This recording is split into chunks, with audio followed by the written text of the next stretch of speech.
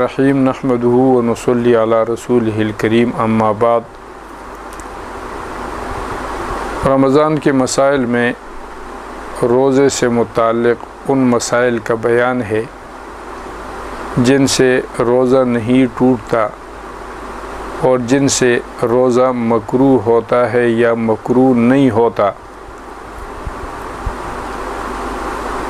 اس سے متعلق جزیات کا بیان ہے۔ اس میں ایک مسئلہ یہ ہے کہ اگر روزہ دار آدمی نے کوئی خوشبو، مشک، گلاب وغیرہ کوئی بھی خوشبو اس نے سونگھی تو خوشبو سونگھنا یہ مکروہ نہیں ہے اور اس سے روزے پر کوئی فرق نہیں پڑتا۔ لیکن اگر اس نے کوئی ایسے خوشبودار چیز سلگائی جس میں دھواں ہوتا ہے، جیسے اگربتی ہے، لوبان ہے، اسی طرح اور چیزیں جو ہے سندل ہے وغیرہ، یہ چیزیں جو خوشبو کے لیے سلگائی جاتی ہیں اور ان کا دھواں اٹھتا ہے، تو اگر یہ آدمی روزہ دار آدمی دھوئیں کے قریب ہے اور قصداً اس دھوئیں کو یہ نگلتا ہے تو اس سے روزہ ٹوٹ جائے گا۔ لیکن اگر ویسے فضا کے اندر خوشبو بکھری ہوئی ہے، خوشبو پھیلی ہوئی ہے اور وہ خوشبو یہ سونگھتا ہے تو اس سے روزہ نہیں ٹوٹتا۔ اگلا مسئلہ یہ ہے کہ اگر کسی کے حلق میں آٹا پیسنے یا آٹا چھاننے کے جو غبار ہے وہ غبار اس کے حلق کے اندر چلا گیا، یا اسی طریقے سے غبار ہوا جو اڑ رہی ہے اور مٹی کا غبار یہ اس کے منہ میں داخل ہو گیا تو اس سے اس کا روزہ فاسد نہیں ہوگا، چاہے اس کو روزہ یاد ہو یا روزہ یاد نہ ہو۔ لیکن یہ اس وقت ہے جب کہ روزہ دار کے فعل کے بغیر یہ کچھ ہوا ہو، اور اگر روزہ دار نے اپنے فعل سے آٹا اس طریقے سے چھانا کہ اس کے وہ جو گردہ ہے، اس کا جو غبار ہے وہ اس کے حلق میں جائے،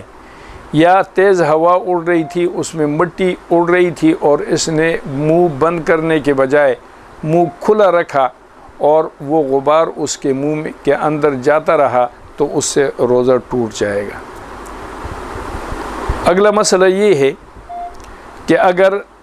داغا بٹنے کے ارادے سے آدمی جو ہے وہ منہ میں اس کو تر کرے اور پھر اس کو بٹے، اور ایسا جو ہے وہ کئی دفعہ کیا تو یہ دھاگا ایک بار یا کئی بار جو ہے وہ منہ میں ڈالنے سے اس کا روزہ فاسد نہیں ہوگا۔ لیکن اگر دھاگا رنگین تھا اور کئی دفعہ اس نے منہ میں ڈالا اور اس سے اس کا لعاب رنگین ہو گیا اور اس میں تھوک جو ہے کہ بنسبت رنگ غالب تھا تو اس صورت میں اس کا روزہ ٹوٹ جائے گا۔ اور اگر معمولی جو ہے وہ داغے کی پیلاہٹ یا سرخی یا اس کی کوئی اور رنگ جو بھی تھا اس کا، وہ اس کے لعاب میں معمولی آیا اور یہ اس تھوک کو نگل گیا تو اس سے روزہ فاسد نہیں ہوگا۔ اور اگر وہ غالب ہو، رنگ غالب ہو تو روزہ ٹوٹ جائے گا۔ اگلا مسئلہ یہ ہے کہ کسی چیز کا چکھنا یا کسی چیز کا چبانے سے روزہ فاسد نہیں ہوتا، لیکن بغیر عذر کے ایسا کرنا مکروہ ہے۔ اب چکھنے اور چبانے کے لیے عذر یہ ہے کہ اگر کسی خاتون کے گھر والے وہ سخت مزاج ہوں، نمک کی کمی بیشی پر بے عزتی کرتے ہوں، برا مناتے ہوں، برا بلا کہتے ہوں، تو اس عورت کے لیے سالن وغیرہ کا چکھنا یہ جائز ہے اور اس چکھنے سے اس کا روزہ نہیں ٹوٹے گا۔ اب یہ اس طریقے سے ہے کہ وہ اس طریقے سے زبان پر وہ لگائے کہ اس کو اندازہ ہو جائے کہ نمک مرچ جو ہے یہ برابر ہے، اور اس سے زیادہ کہ وہ اس کو منہ کے اندر وہ یہ چباتی رہے یا اس پر زبان جو ہے وہ ملتی رہے تو ایسا کرنا یہ مکروہ ہے، اور اگر نگل لیا تو روزہ اس سے فاسد ہو جائے گا۔ صرف چکھنا جو ہے یہ عذر ہے، اگر عذر کی بنیاد پر ہو تو صرف چکھنے سے روزہ فاسد نہیں ہوتا۔ اسی طرح چبانے کا عذر یہ ہے کہ اگر کوئی خاتون ہے، اس کا چھوٹا بچہ ہے اور اس بچے کو دودھ اس کا کافی نہیں ہے، اور کوئی ایسی خاتون یا ایسی بچی اور کوئی وہاں پر موجود نہیں ہے جو روٹی چبا کر اپنے منہ میں نرم کر کے اس بچے کو کھلا دے، تو یہ چبانے کے لیے عذر ہے۔ اب اس حالت میں عورت وہ لقمہ چبا کر اس کو نرم کر کے بچے کے منہ میں ڈال سکتی ہے۔ لیکن اگر کوئی ایسی خاتون وہاں پر موجود ہے جو روزے نہیں رکھتی ہے، یعنی بیماری کی حالت میں ہے، حیض یا نفاس کی حالت میں ہے، یا ایسی بچی وہاں پر موجود ہے جس پر روزے فرض نہیں ہے اور اس کا روزہ بھی نہیں ہے، تو پھر اس حالت میں ان کے لیے چبانا خود یہ مکروہ ہوگا۔ یہ اس صورت میں ہے کہ جب بچے جو ہے وہ اس کا صرف ماں کے دودھ پر گزارا نہیں ہوتا اور اس کو کسی اور چیز پر گزارا کرنا پڑتا ہے، تو اس کے لیے کھانا چبانا جو ہے یہ جائز ہے۔ اگلا مسئلہ یہ ہے کہ مستگی یہ ایک قسم کی گوند ہوتی ہے، اور عورتیں جو ہے یہ منہ کے بدبو کے لیے، منہ کے میل کو دور کرنے کے لیے یہ اس کو چباتی ہیں، تو عورتوں کے لیے یہ مطلقاً چبانا مکروہ نہیں ہے۔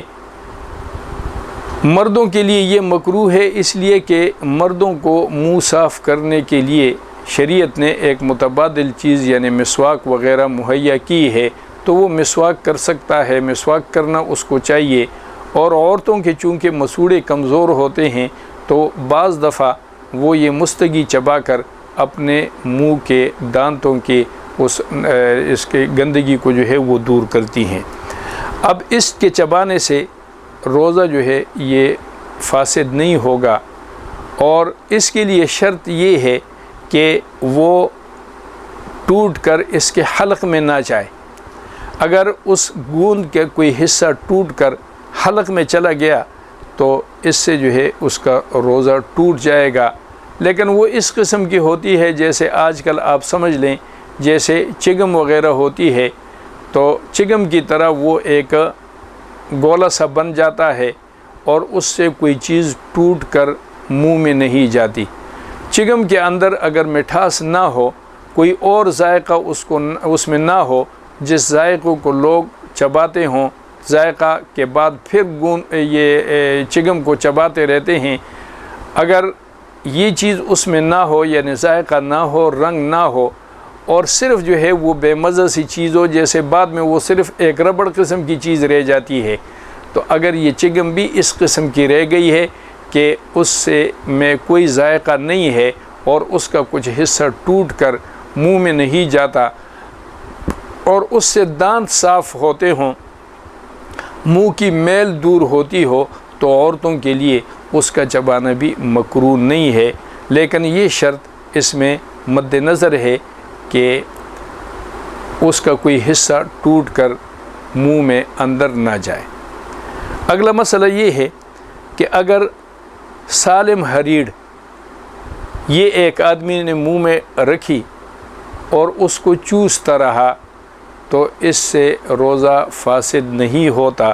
روزہ نہیں ٹوٹتا، اس لیے کہ یہ جو ہریڑ ہے اس کے اوپر کا جو حصہ ہے وہ اتنا سخت ہوتا ہے کہ جب تک اس کو توڑ نہ لیا جائے تو نیچے کا وہ ذائقہ وہ منہ میں نہیں آتا ہے۔ اگر ٹوٹا ہوا ہریڑ ہو اور اس کا ذائقہ حلق میں، تھوک میں محسوس ہوتا ہو تو اس سے روزہ ٹوٹ جاتا ہے۔ لیکن سالم ہریڑ اس کے چبانے سے، اس کے منہ میں رکھ کر اور اس کو چوسنے سے، یہ اسی طریقے سے ہے جس طریقے سے کھجور کی گٹھلی ہوتی ہے یا جیسے املی کی گٹھلی ہوتی ہے یا کسی اور چیز کی گٹھلی، کہ جب تک اس کو منہ میں آپ رکھیں تو کھجور کے گٹھلی جو صاف ہو، دھلی ہوئی ہو، اس کو منہ میں رکھ کے اگر چبایا جائے، منہ میں رکھ کے اس کو چوسا جائے تو اس کا کوئی ذائقہ منہ کے اندر نہیں ہوتا ہے، ایک بے ذائقہ سی چیز ہے۔ لیکن اگر اس کے اوپر مٹھاس موجود ہے تو اس سے روزہ ٹوٹ جائے گا۔ اسی طریقے سے حریڑ کہ اگر ٹوٹی ہوئی ہے تو پھر اس کا وہ ذائقہ لعاب میں تحلیل ہو کر منہ کے اندر جاتا ہے تو اس سے روزہ فاسد ہو جاتا ہے۔ اگلا مسئلہ یہ ہے کہ روزہ دار آدمی کے لیے استنجا میں مبالغہ کرنا مکروہ ہے۔ استنجا میں مبالغہ کرنے کا مطلب یہ ہے کہ آدمی جو ہے وہ اپنا نیچا دھڑ یعنی کسی حوض وغیرہ کے اندر ہے اور نیچا دھڑ جو ہے وہ ایسے ڈھیلا چھوڑ دے، تو ایسا مبالغہ کرنا، یا یہ ہے کہ زیادہ جو ہے وہ مبالغے کے ساتھ استنجا کرے کہ پانی جو ہے وہ اندر بھی جائے، تو ایسا کرنا اس کے لیے مکروہ ہے۔ اس میں احتیاط کرنی چاہیے کہ روزے کی حالت میں استنجا جو ہے وہ اس حد تک ہو کہ طہارت اس کے ساتھ حاصل ہو جائے۔ اسی طریقے سے کلی میں مبالغہ کرنا یا ناک میں پانی چڑھانے میں مبالغہ کرنا یہ بھی مکروہ ہے۔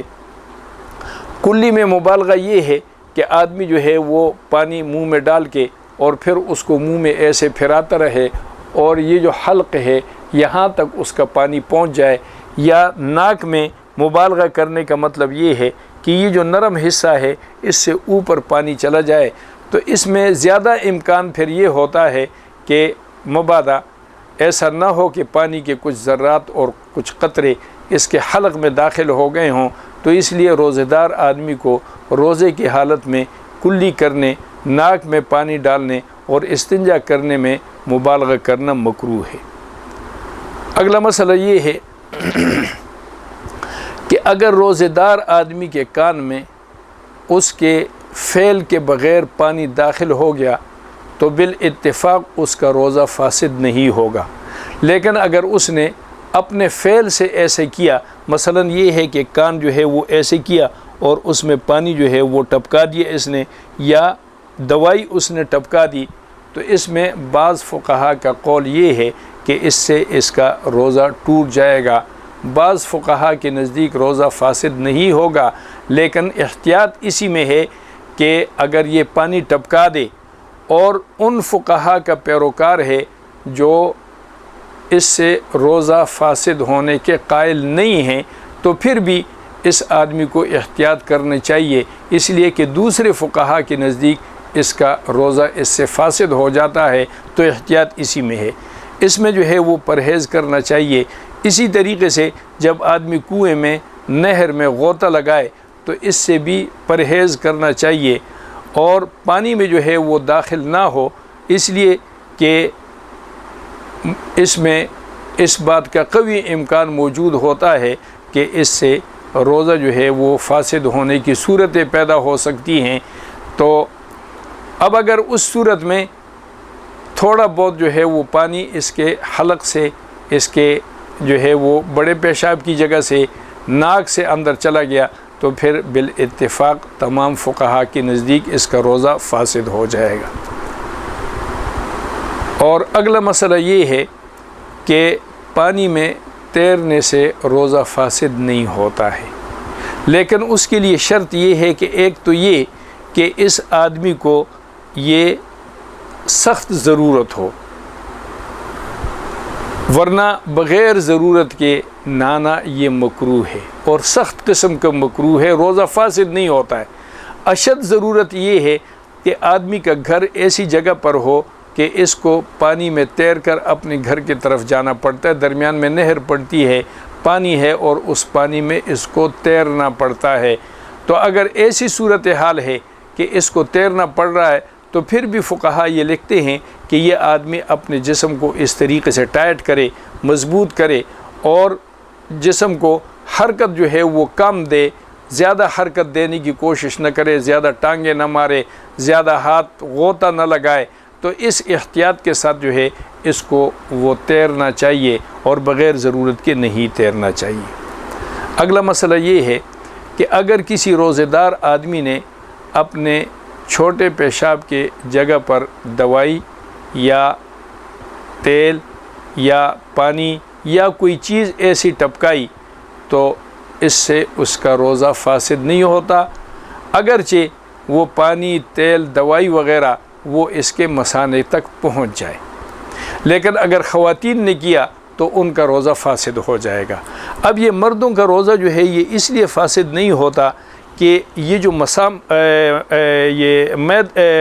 مثانہ ہے تو یہ مثانہ اس طریقے سے الٹا ہے، اوپر جب پانی آتا ہے تو یہ مسامات کے ذریعے سے نیچے یہ مثانے میں پانی جمع ہوتا ہے، پیشاب کی صورت میں وہ نکلتا ہے، لیکن مثانے سے ایسی کوئی چیز نہیں ہے، ایسا کوئی راستہ نہیں ہے کہ ایک چیز مثانے میں پہنچ جائے اور وہ مثانے سے اوپر آ کر معدے میں چلا جائے، تو یہاں سے معدے تک کے لیے کوئی راستہ نہیں ہے۔ اس لیے اگر دوائی اس کے مثانے تک پہنچ بھی گئی تو تب بھی اس کا روزہ فاسد نہیں ہوگا۔ احتیاط جو ہے وہ بہرحال بہتر ہے، اور خواتین جو ہے ان کے مثانے سے چونکہ پیٹ کی طرف راستہ ہے، تو اگر انہوں نے ایسی دوائی ڈالی یا پانی تو اس سے ان کا روزہ فاسد ہو جائے گا۔ اگلا مسئلہ یہ ہے کہ سحری کے بعد جو چیز دانتوں کے اندر رہ جائے تو اگر وہ چنے کے مقدار سے کم ہے، تھوڑی سی مقدار ہے، اور اس نے زبان کے ساتھ ہی ایسے چھڑا کے اس کو نگل لیا تو اس سے اس کا روزہ فاسد نہیں ہوگا۔ لیکن اگر چنے کے مقدار میں ہے یا چنے کے مقدار سے زیادہ ہے اور اس نے اس کو نگل لیا تو اس سے روزہ فاسد ہو جائے گا۔ اب یہ جو تھوڑی مقدار میں ہے کہ چنے کے مقدار سے کم ہے، تھوڑی سی چیز ہے، تو اس میں ایک تو یہ ہے کہ آدمی کسی چیز کے ساتھ اس کو چھڑائے، جیسے تیلی کے ساتھ جو ہے وہ اس کو ٹوتھ پیک کے ساتھ اس کو چھڑانا پڑتا ہے، وہ تو ہر حال میں چاہے آدمی روزے کی حالت میں ہو یا روزے کی حالت میں نہ ہو، ہر حال میں اس کا باہر پھینکنا یہ ضروری ہے۔ لیکن روزے دار یہ بغیر اس کے ٹوتھ پیک کے، بغیر جو ہے وہ تیلی کے، اگر زبان سے ایسے چھڑا لیا یا انگلی سے اس طریقے سے کر لیا تو وہ اگر عام حالت ہے تو اس کا کھا لینا بہتر ہے، پھینکنا نہیں چاہیے، اور اگر تیلی کے ساتھ کیا تو اس کو ہر حال میں پھینکنا چاہیے۔ اور اگر چنے کے مقدار سے کم میں ہے، بالکل معمولی سی چیز ہے، اور وہ اس نے روزے کی حالت میں نگل لی، تو چونکہ یہ جو منہ کے اندر کا حصہ ہے، یہ اس حصے کو اب جب چیز افطاری روزہ بند ہونے سے پہلے اس کے منہ میں چلی گئی تو اب اس کو اندر کا حکم ہو گیا، یعنی یہ ایسا ہے جیسے کہ اس کے منہ کے لعاب ہے، منہ کے اندر جو ہے وہ پانی کی تری ہے، تو اب اس کا حکم وہ ہو گیا۔ لہٰذا اگر وہ چنے کے مقدار سے کم ہے تو اس کا نگل لینے سے اس کا روزہ فاسد نہیں ہوگا، اور اگر چنے کے مقدار ہے یا اس سے زیادہ ہے تو چونکہ اب یہ زیادہ مقدار میں ہے اس لیے اس کو اگر نگل لیا تو اس سے روزہ ٹوٹ جائے گا۔ لیکن احتیاط ہر حال میں یہ ہے کہ یہ فقہا جواز اور عدم جواز کی بات کرتے ہیں، احتیاط بہرحال اس میں ہے کہ اس کی جو مقدار ہے، جتنی بھی مقدار ہے، اس کو آدمی جو ہے وہ بار پھینک دے۔ اللہ ہمیں عمل کی توفیق عنایت فرمائے۔